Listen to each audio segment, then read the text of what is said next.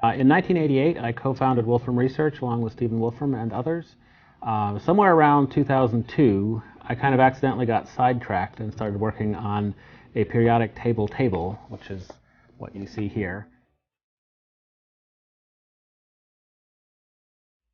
Around 2002, I read this book, Uncle Tungsten, by Oliver Sacks, which is a wonderful book. And he has a paragraph in there where he describes a periodic table in the Kensington Science Museum, and he describes it as having samples on it. It turns out I was just misunderstanding his description of the thing, and it's actually a wall display. It's the same as everybody else's periodic table. But this kind of put the idea in my head that there ought to be a periodic table.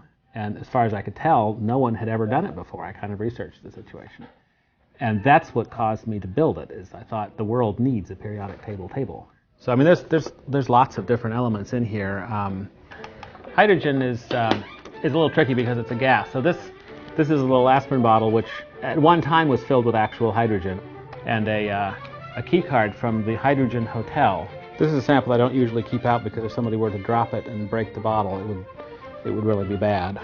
I think OSHA would have opinions about spilled mercury in a workplace. Really like tungsten. You can't quite get an impression of it, but that while practicing being able to actually lift this thing, because this weighs about 11 pounds. So everyone always asks me what my favorite element is, so I had to make up titanium as my favorite element.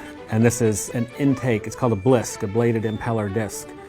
So niobium is nice. It's one of its more popular uses is for piercing jewelry because it's hypoallergenic. It's compatible with tissue. The noble gases are relatively easy to display because they have very nice discharge colors. You can see an example of neon up there. Chlorine, if you hold it up to a white surface, you can make out the yellow tint in it. Bromine even more so. That's got a much stronger color to it. Bismuth, it just wants to crystallize like this. It's hard to stop it when it cools. This is an ingot of indium, which I got. I think I paid $200 for this. The safe is where I keep some of the more valuable samples. 3.5 ounces roughly of gold, very old silver coins, platinum mesh, a random collection of ingots, a gold nugget, an ounce of platinum, 10 ounces of silver, which used to be not worth much, and recently the price of silver has gone through the roof. Silver bullets, I made these for one of my columns, kind of fun, for werewolf purposes. Niobium crystal bar. It's created by a refining process that's no longer used, so hard to get.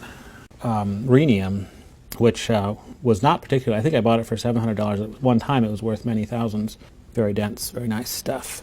Actually, I don't know how many samples I have. It's several thousand. I haven't counted recently. Only a very small amount of it is in the actual table.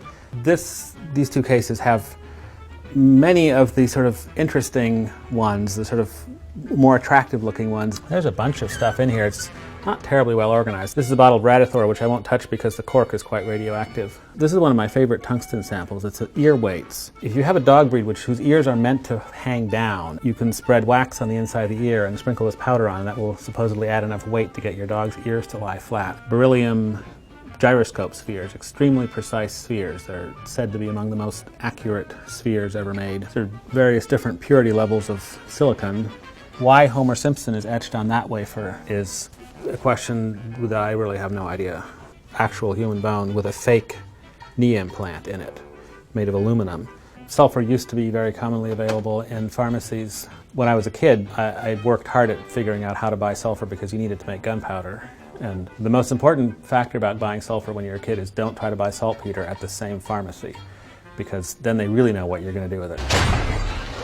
The 3 shells are white phosphorus incendiary mortar shells. The long thin thing with veins at the back is unfortunately a simulated depleted uranium tank penetrator.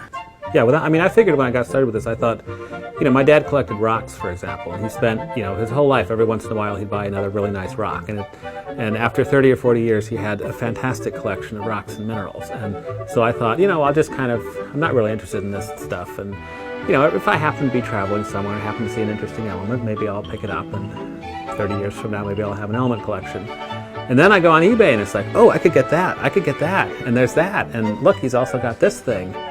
And, 6 months later, I had pretty much a complete set.